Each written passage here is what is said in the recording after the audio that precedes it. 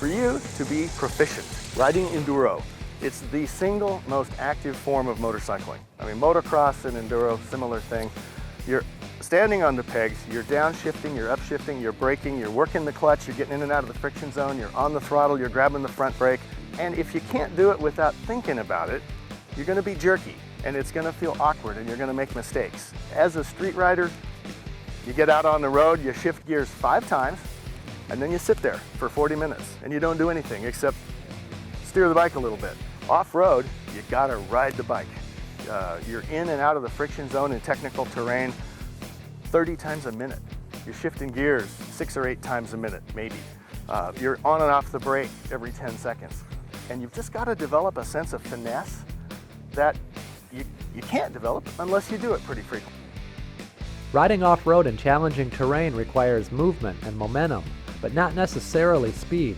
Ride too slow and you lose the momentum and fall over. Ride too fast and you might lose control and fall over even harder. How fast you can ride isn't as important as how well you can ride. It all comes down to balance and control. Keeping everything in balance and under control is what GS riding is all about. They get the bike, they want to ride off-road, they want to be able to go down those dirt roads that they see that they're too apprehensive to travel down, and they buy the bike in hopes that they can do that. But what they find is it's not all about the bike, it's about the rider. GS riders come in all shapes and sizes, male and female, old and young, big and small. This is weightlifter Manfred Nerlinger doing some rider training on his GS. On the other end of the spectrum is Gaston Rayet, winner of the 1984 and 1985 Paris to Dakar Rally. Standing just 5 feet 4 inches tall, Gaston Rayet had a hard time even mounting his R80 GS, let alone touching the ground with his feet once he was on the bike. But what he lacked in height, he more than made up for in riding ability. Gaston Rayet was a true master of the GS, and his riding prowess was legendary. Today, riders like Jimmy Lewis embody the competitive spirit of GS racing, and his command of the big enduro is proof that the bike is capable of handling the most extreme situations. Other riders, like Helge Peterson, embody the can-do attitude of the global motorcycle explorer. For the GS world traveler, adventure riding is more about survival than speed.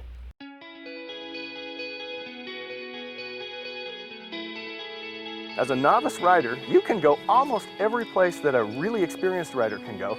It's just that you're going to be a lot more cautious. An experienced rider will go through the same terrain at 50 miles an hour, making snap decisions because they just know. They've experienced it. And that's, to me, that's the only real difference between a novice and an advanced rider, is just pace. We can't promise that you'll ride like Jimmy Lewis or Gaston Rayet by watching this DVD, but we can give you some tips and techniques that will help you become a better rider, whatever your level may be. Once you have some basic off-road riding skills, you're free to really explore the possibilities of the GS and live the GS experience to its fullest.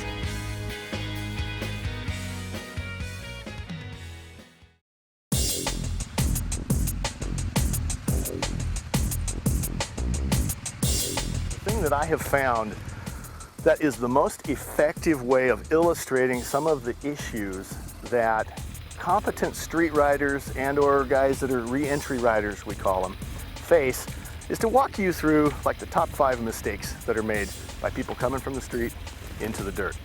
One of the problems that either novice riders, street riders coming to the dirt, or re-entry riders face is that they either don't really know the rules of the game, or they've forgotten them. You don't know how far you can lean the bike over in a turn before the front wheel starts to slide out. You don't know, if you stomp on the brakes real hard, how long it takes to come to a stop. You don't know the rules, and consequently you get tense.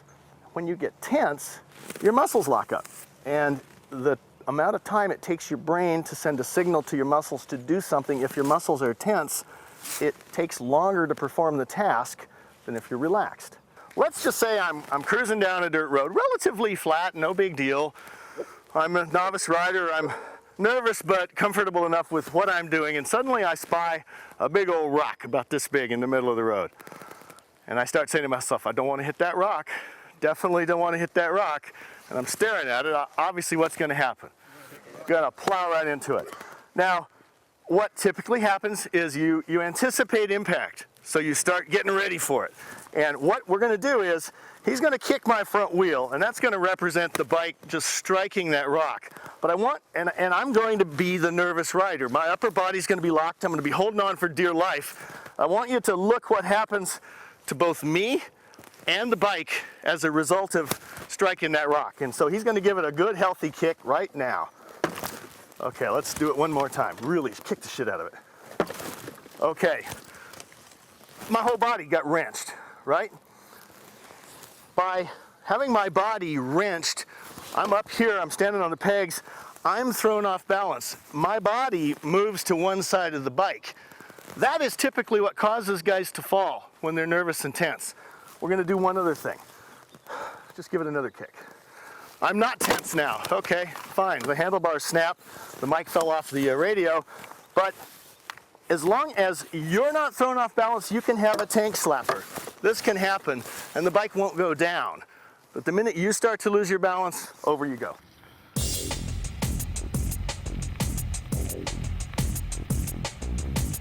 The center of gravity of the bike, somewhere down here around the engine. If I take 200 pounds of me and I park it on the seat, what have I just done?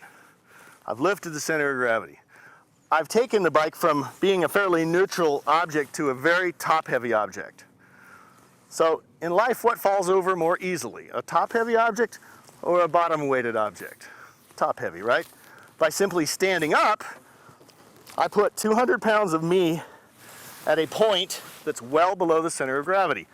By simply shifting my weight, I can move the bike around without moving my core. If you're sitting down and you want to influence the bike and you want to make it move, you have to move your whole upper body to make things happen. That throws you off balance. And when you're standing on the pegs, you gotta be on the balls of your feet because that's where your body's balance sensors are. A lot of guys tend to want to ride on the arches of their feet so they can reach the controls. But to have good balance, you gotta be on the balls of your feet.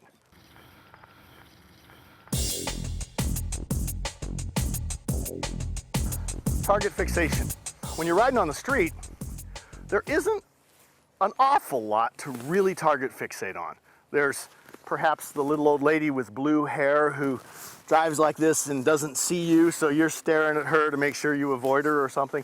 Maybe there's some oil on the street or sand in a corner. But off-road, there's a bazillion things to focus on. There's ruts and rocks and logs and off-camber and silt pockets and sand patches and all sorts of stuff to distract you. Look where you want to go. Don't look at what scares you. Don't look at what makes you nervous. Don't look at what you don't want to hit. Look where you want to go. Washout. Typically what I find the cause for that is that you revert to street riding behavior in the dirt, and that's what throws you down. On the street, you use counter steering. You push the bar, lean the bike into a turn. You get that nice centrifugal force feeling as you slingshot through the turn, and that's all the fun about riding the twisties, right? If you do that in the dirt, if you lean in with the bike, the minute you lean in is about a fraction of a second before you go down. Because if you lean in, you're taking traction off the wheel. In order to turn motorcycles efficiently in the dirt, you're not going fast enough to get that slingshot effect, and you don't have the traction anyway to do that. What you need to do is counterbalance, not counter steer, because you're going fairly slow, and you need as much weight as possible directly over the contact patch where the tire is touching the dirt. So you always, always, always have your weight on the outside of the turn, unless you're on super good hard packed clay that has no slippery stuff. That's almost as good as asphalt, but not quite.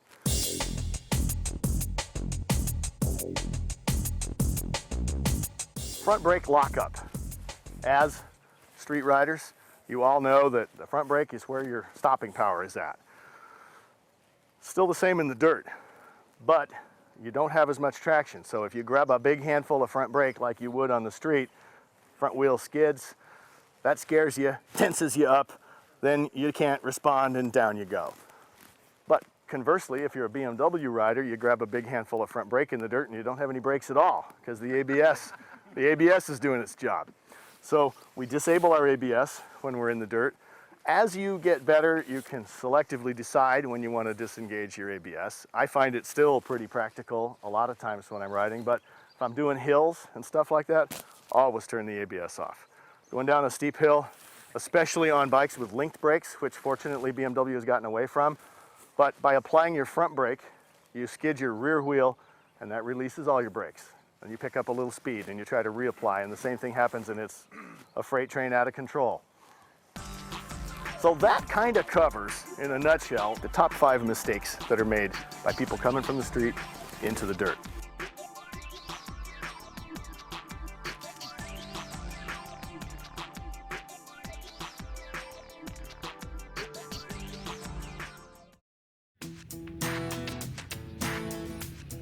In order to practice these lessons, you'll need to find a safe and appropriate riding environment. The Rawhide Adventures BMW Off-Road Academy is set up to practice these drills in a controlled environment. You'll have to look around and find your own place that's suitable for practicing the techniques demonstrated in this video. Remove any luggage from your motorcycle before you begin. You might also want to consider removing the turn signals, mirrors, and windscreen so that you don't damage these parts in a fall. Falling over is a natural part of the learning process. It happens all the time in rider training programs. Finally, whether you're practicing the drills contained in this DVD or heading out for an adventure ride, you should always use proper riding equipment, including a helmet, boots, gloves, and riding apparel designed for motorcyclists. Have fun, be safe, and enjoy the ride. One of the things we try to do with all of our students is to adjust the bike as they bring it to us into the best ergonomic position that we can. Because in the long run, if you're comfortable, you can ride longer than if you start cramping up. And if you're in a hunched position or you're uncomfortable on the bike somehow, that just takes the joy out of it and it shortens your riding day. All right, look at his wrists, look at his hands. He's having to elevate his hands to get to the controls. One of the things we want is when you're standing, we want your arms in a natural, relaxed, downward position so that you can work the controls easily. We're also looking for, and something you guys should think about, is ergonomics on the bike. If you have short legs and a long upper body, there are kits that can raise pegs, lift handlebars. There's a myriad of ways to adjust the bikes. And when you catch yourself, you feel an ache, lower back, means you're having to bend over a little too far to get to the bars. If you see and feel things, there's a part to fix just about everything. So what we're going to do is roll his handlebars forward a little bit by loosening up the bar mounts. What we're looking for is the angle of his arm so that his hand and wrist can comfortably go forward. This is about the right position for him. I'm not going to tighten the handlebars real tight. We want them to rotate a little if your bike hits the ground. That's what we're looking for, rock star. All right, you're good to go. You see this ear that sticks up right here? If you get a pair of pliers and bend that ear out about 15 degrees to the point where you can easily just reach in and hook it with the edge of your boot right here, it saves you an inch. So we're just going to take these delicate pliers that I have here, and we're going to bend that out to right about there, just to the point where it's out past the frame. It doesn't affect the foot position at all, but just feel for that. You got it. Big difference. So one of the things we're going to do on this bike is, for sure, we want to lower tire pressure. And the reason for that is simple. It allows the rubber of the tire to conform to the irregularities that's underneath it. So if you're riding on a rocky surface and the tire's a little bit soft, the tire will wrap around the rocks a little and soften the ride, make the rider a little more comfortable. The bike will feel a little more stable. As a rule of thumb, 20 pounds front and rear is just an easy and good guideline. It's really important to replace valve stem caps because riding off-road, you get some sand or some dirt or some grit into the valve stem, and then you have a potential leak that you can't cure. So you want to keep your valve stems clean. The first drill is riding while standing on the pegs of the motorcycle. Our goal is to warm up and get used to riding while standing on the pegs. Maintain a light grip on the bars and controls. Remember to ride on the balls of the feet, not the arches. If you need more stability, you can gently grip the seat and tank with your knees. Look ahead and hold a vision line at least 50 feet in front of the bike. Concentrate on relaxing as you get used to riding in this position.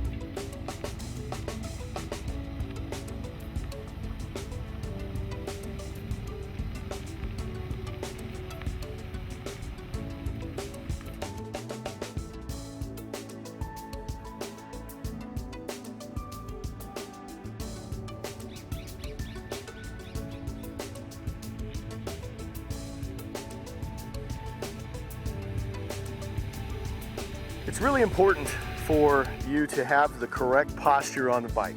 And so there's several things to consider. One is when the attitude of the bike changes forward and back, you need to respond to the anticipated change in attitude of the bike. So if the bike is going to lift its front wheel, the nose is going to come up, you need to move forward on the bike so that you are able to keep your body and your legs in line vertically with the ground below you. So as the bike goes up a hill, you come forward, elbows out, and then as the bike rolls over a hill and begins to go down, you extend your arms, hold on with your seat, and move your butt back. Don't sit down in the seat, but you're shifting your weight back over the rear wheel, because if you're leaning forward and the bike goes down, obviously you come, boom, smacking down on the windshield. You don't want to do that. So nose of the bike goes down, you slide back, nose of the bike comes up, you move forward. Elbows out all the time. In the leg swing drill, the task is to ride while swinging a leg over the seat. The goal is to get used to the idea of moving around on the bike and learn what happens when all of your weight is placed on one foot peg or the other. Begin by lifting one foot from the peg momentarily while riding. After you are comfortable doing this, you can go further by bringing your knee up and resting it on the seat.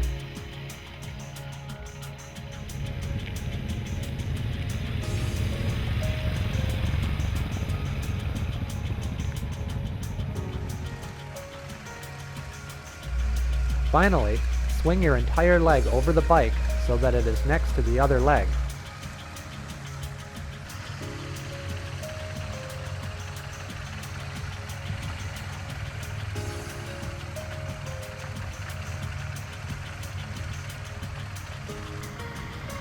You will need to put some pressure on the opposite side of the handlebar to maintain direction and prevent swerving.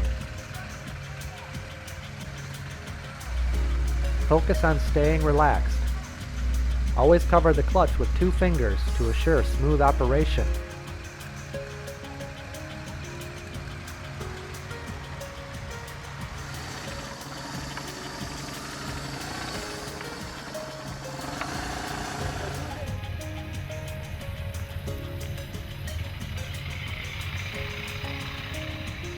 Whether they're adventure riders or even just dirt bike riders, people tend not to practice the basic drills.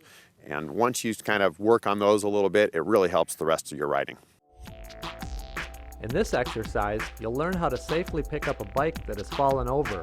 The goal is to pick up the bike with a minimum amount of work. When you ride off-road, you'll eventually fall over, at which point you'll have to pick up your bike before you can continue. If you're riding with friends, there's no shame in asking them to help. A fully loaded adventure bike can weigh several hundred pounds, and it's a lot easier to pick up with a little help. But it's worth learning how to perform this important skill on your own. Somewhere down the road, you will probably drop your bike. And if you drop it, you're gonna have to pick it up.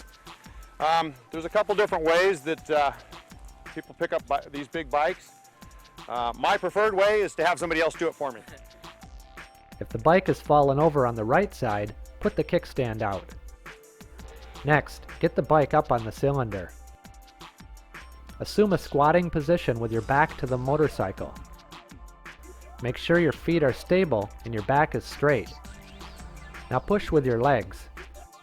The motorcycle will come up and rest on the kickstand.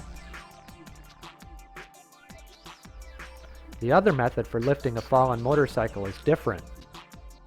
Again, get the bike halfway up so that it's resting on the cylinder. Grab the handlebar and lift, using your legs and not your back. Like I said, the best way to pick it up is have lots of friends around to help you. You do this 3 or 4 times and you're going to start to get tired, or I am.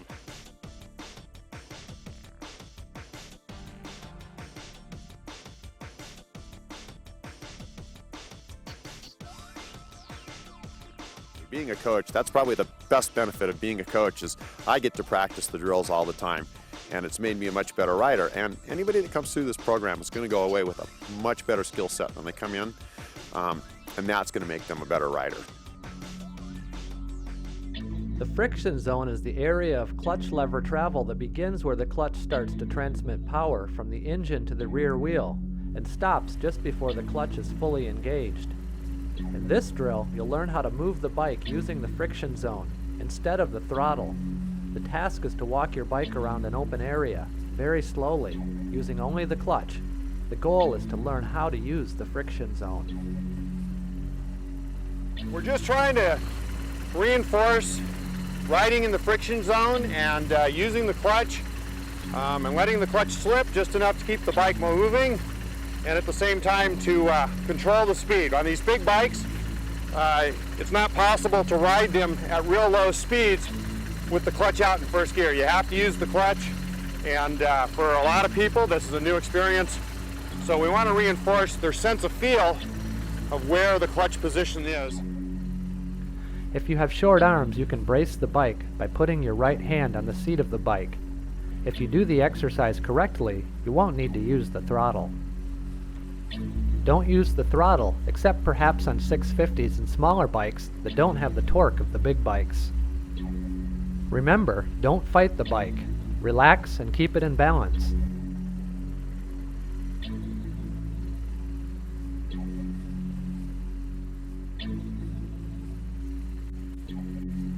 Even people that have had a fair amount of time on smaller dirt bikes, it's the size of the bikes.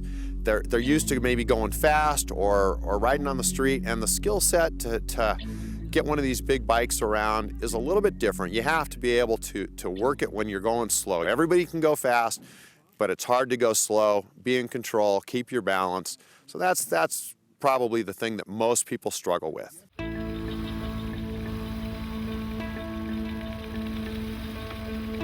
All right, what we're going to do right now is an exercise that you can practice at home or in a parking lot somewhere that is really important, and that is to simply learn how to go as slowly as you can. Many riders use momentum to keep themselves upright and in line at speeds they really shouldn't when they're riding off-road, but momentum is a great way to mask poor riding skills. So really good riding skills are embodied by the ability to go really slow. So we're going to just take a lap for you as slowly as we can and just watch and see how it's done. The ultimate goal would be to be able to ride your bike at about the same pace you would leisurely walk down the sidewalk. The key to it is not to look down.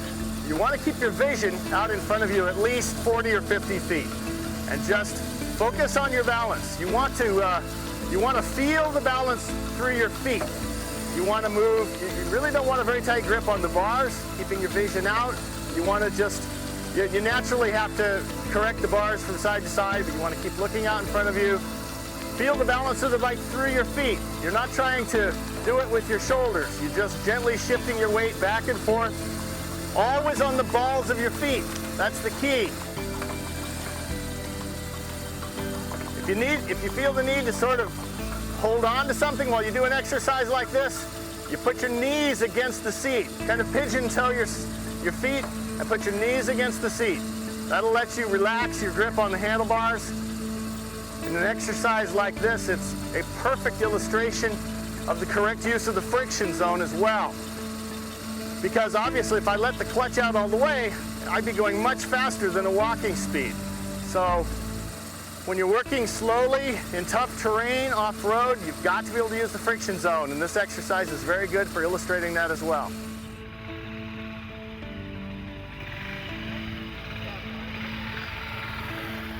looking for is that they're keeping their eyes looking down the road, they're using a little bit of light throttle to keep the motor running, and that they're working the clutch to modulate their speed, more so than the throttle to modulate their speed. In addition to that, we're looking for good body posture, foot position, and things like that. As they ride more in the dirt, they'll find that in technical terrain, they'll need to be able to manage the bikes at a real slow speed. They have to use the clutch, the friction zone, the exercise that we worked on before. Now they'll have to incorporate that into riding and use their balance. Because they'll be going slow, they won't have the momentum to help them with balance.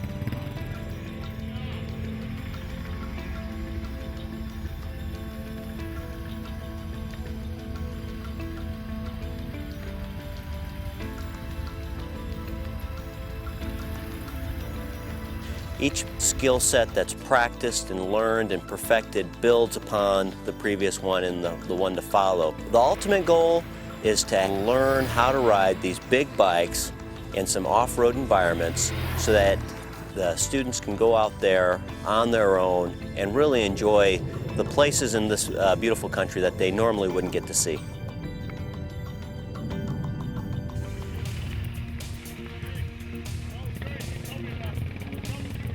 Our next exercise is a trail stop. This is a pretty handy little exercise. Basically, we want you just to come up to a stop using the rear brake without sitting down or putting your foot down. So we just want you to come up to a momentary stop and then go.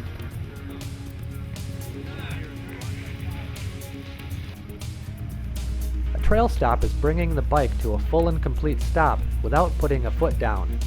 Use the rear brake only in this exercise. To use the rear brake, lean against the tank with the left leg. Remember to keep your eyes up and looking forward. This is a real handy exercise. You're climbing a hill, you don't know what's at the top. You got to be able to make a decision. You don't know if the trail goes straight down the other side, if it turns left, turns right. Trail stops are that's a great example of when you use a trail stop. It's just a split second for you to make a decision, and then you can be on your way.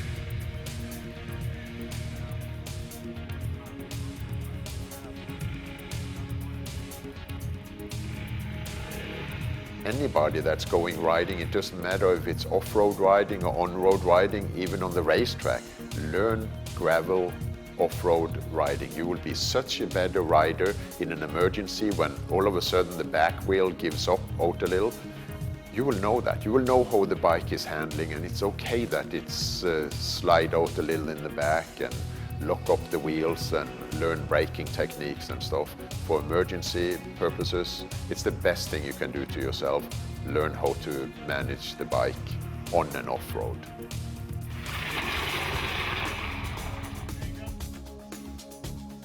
The task of the next drill is to become comfortable skidding the rear wheel while maintaining the correct body position and also maintaining control until coming to a full and complete stop.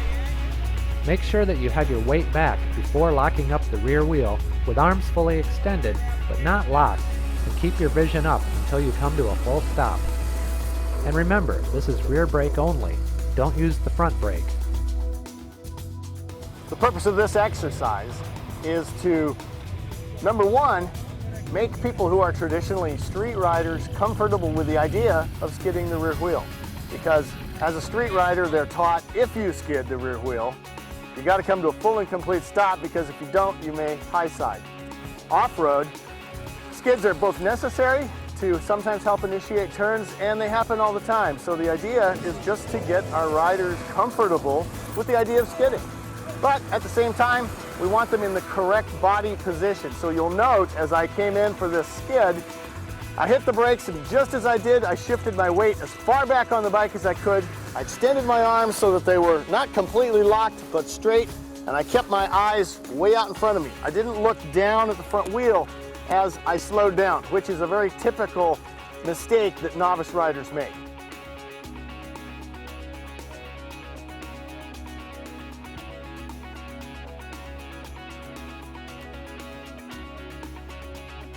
It doesn't matter how long you've been riding. It's always nice to have input from somebody else, because you can always learn new techniques, and it's nice to hear constructive criticism and have pointers, even if you think you're doing it correctly.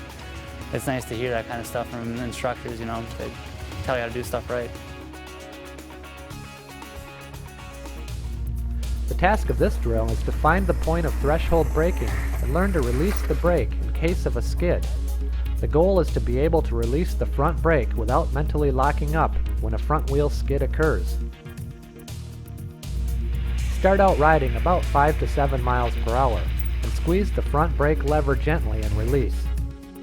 Pay attention to how much and how quickly the bike slowed down during the initial squeeze. After doing this, apply more front brake and prepare to release if the wheel skids. Keep your attention focused well ahead of the bike. Keep your weight at least in the middle of the bike, preferably back to prevent smacking into the windscreen. With 2 fingers only on the control, we gently apply the brakes, and then we move forward again. Pick up some speed, reapply. The whole idea is to develop some finesse. Street riders and people who are novices and are kind of nervous tend to grab a big handful of front brake. And it's really important that they have a sense of finesse. The whole idea is to develop some finesse. Full stop. There's just a hair of front wheel skid there is right on the threshold. This drill is really about just finding and developing your sense of feel for the friction or the feel of the front brakes right on the limit of locking up the wheel. That's your maximum stopping potential. And in the dirt, just like on the street, that front wheel is still 80% of your braking. So you need to use the front brakes off-road. But you don't want to lock up the front brakes. So you need to know not only how much front brake you can give it, but you have to develop the muscle memory that if the front wheel skids, you need to be able to release. And ideally, you don't want to just let go. You just want to release a little pressure. There you go. Keep your eyes up. The bike will just keep going in a straight line.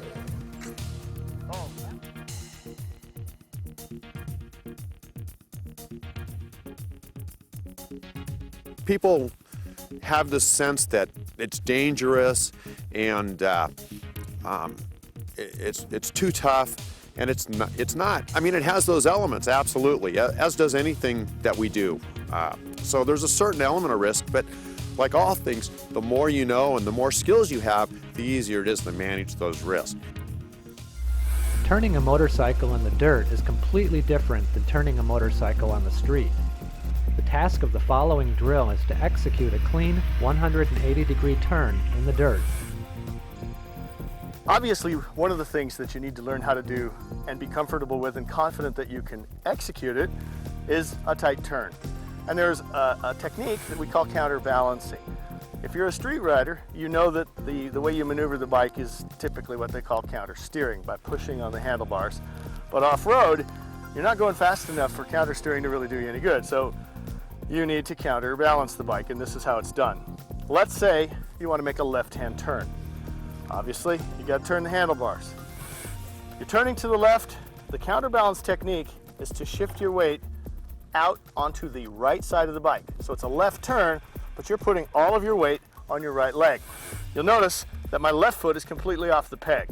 Depending on how long your legs are, sometimes you can keep your foot on the peg, but a lot of times we encourage people to take a foot off the peg so that we know all their weight is on that outside turn, or on the outside of the bike.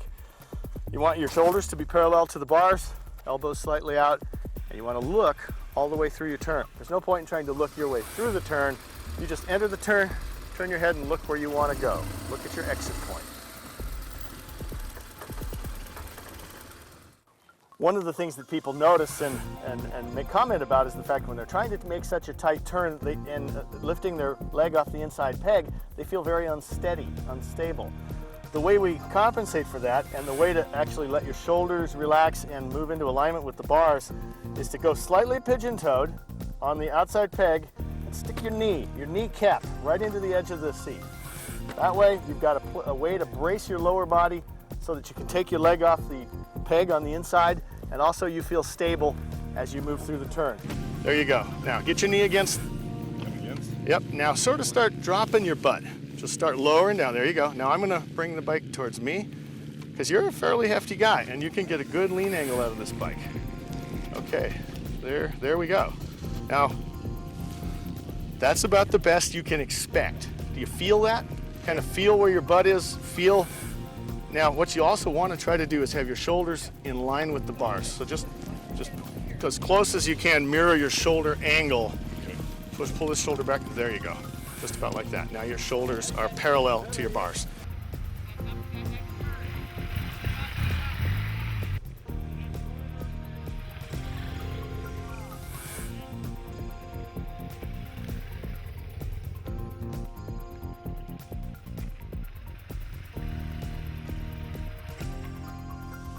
You know, it's just a real kick to watch people come in and they've bought a new bike, or maybe they've been riding for years and they just want to get better, and to really see the light bulb go off somewhere in the class. It's a little different for everybody. Sometimes it's hills they have a fear of, sometimes it's turns, but it's just a great skill set, and somewhere along the line everybody has that little light bulb go off. And they say, hey, I can do this. I can take this 500 or 600 pound motorcycle and I can make it do what I want it to do and go where I want to go. ABS off! In this exercise, you will practice descending a steep hill using complete brake control and correct body position. Whenever you get ready to descend a steep hill, you need to assess the hill, looking for a potential bailout point and evaluating the runout at the bottom of the hill. Establish friction on the brakes before going over the edge of the hill.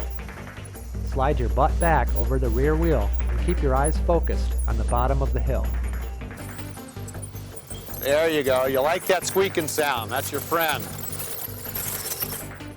In this exercise, we're working on brake control on a downhill descent. We're trying to get our speed set. We're trying to be able to finesse the brakes and maintain a speed, a steady, slow speed without skidding the wheels, without losing control of the bike, and maintaining control all the way down the hill. All right, get your butt back. There you go. Work your brakes now. Get them working.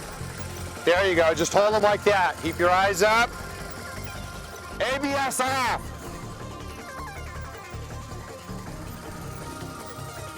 Okay, keep your eyes up. You're looking at the bottom of the hill. Release your rear brake. There you go.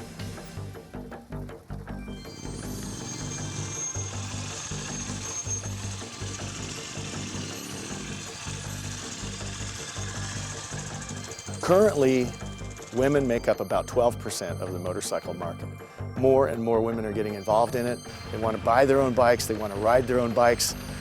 They want to look from behind the handlebars themselves.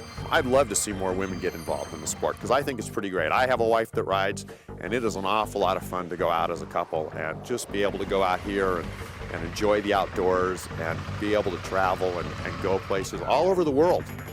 And all it takes is a little bit of skills and a little bit of time.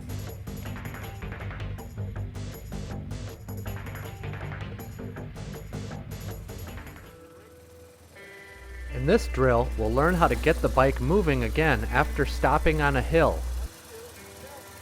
So on this bike, doesn't have all the torque of a 1200, I need just a little throttle. So I let the clutch out, you hear the motor start to pick up the load.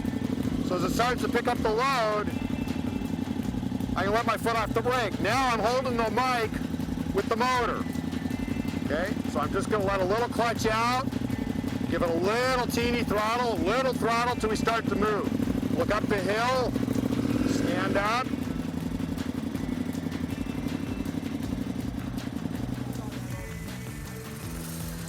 Rear brake, cover that rear brake. So the technique is to bring the RPMs up just a little bit above idle. Hold those RPMs steady with your rear. You're not looking at the tack, you're looking at the top of the hill, and to slowly let the clutch out. All right? Good. Okay? You're not looking at this, you're looking at the top of the hill. All right? Okay, that's all. Just listen to that sound. Real slow on the clutch, real slow. Don't look at this. I'm gonna bring the revs up. There you go, just like that. Listen to that. Let off the rear brake. Real slow. Just stand up.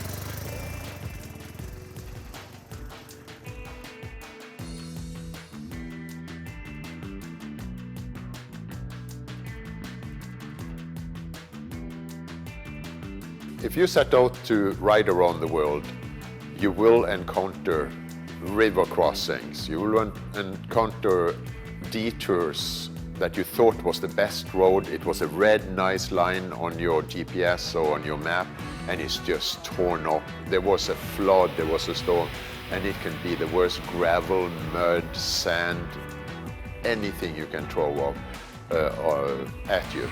You have no control, and I think that's the whole adventure. That's why you're going traveling.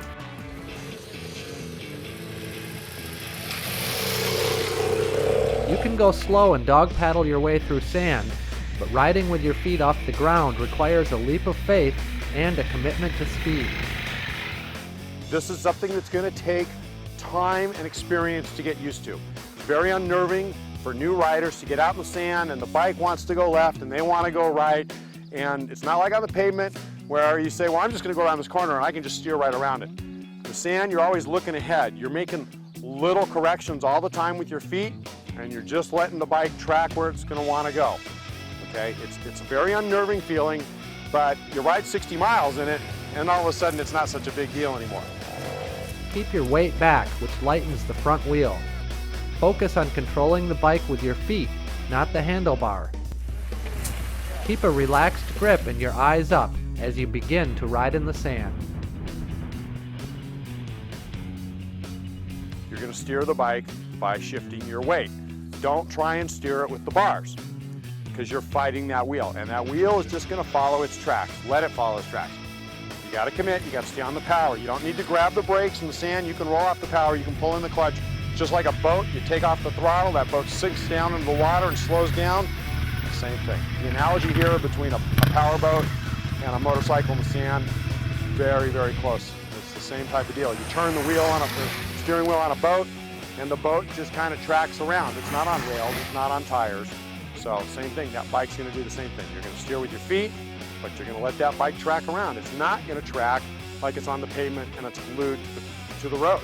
And sand, there's a lot of different types of sand. We just say sand, it means everything.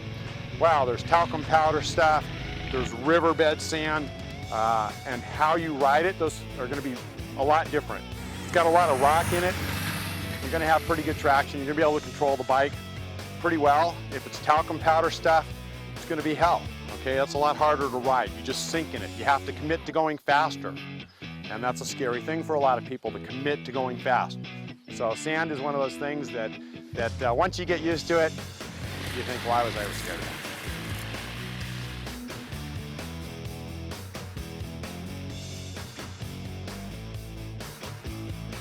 Any of the dirt riding that we do here, any of the drills, it all directly transfers over. It's cross training for riding better on the streets. So, you know, it just more tools in the bag to better negotiate the problems and, you know, things that you run into on the road, or, you know, if we get off the road, oh, you know, there's mud over there. Oh, well, we just did a whole class in the mud. No big deal. Our final exercise is turning around on a steep hill. I was trying to ride up this hill and I lost my momentum and I stalled right here. And so what we're gonna do is turn it around and then kind of use my front wheel and saw it to get the bike the rest of the way. Find a point and just kind of you know, coast back down the hill. But you've always wanted to stop in such a way you can keep your right foot on the rear brake, because the downhill wheel is the one with traction. So he has got to control the rear wheel. Front brake's not going to do him a bit of good if he were to let go of the rear brake right now and pull the clutch in. There's not much weight. Turn the handlebars by pulling the left arm in such a way that the rear brake can be kept in the applied position. Lean the bike into the hill. Slowly engage the clutch and very slowly ease the rear brake off so that the bike moves no more than 6 inches. Keep your body leaning into the hill.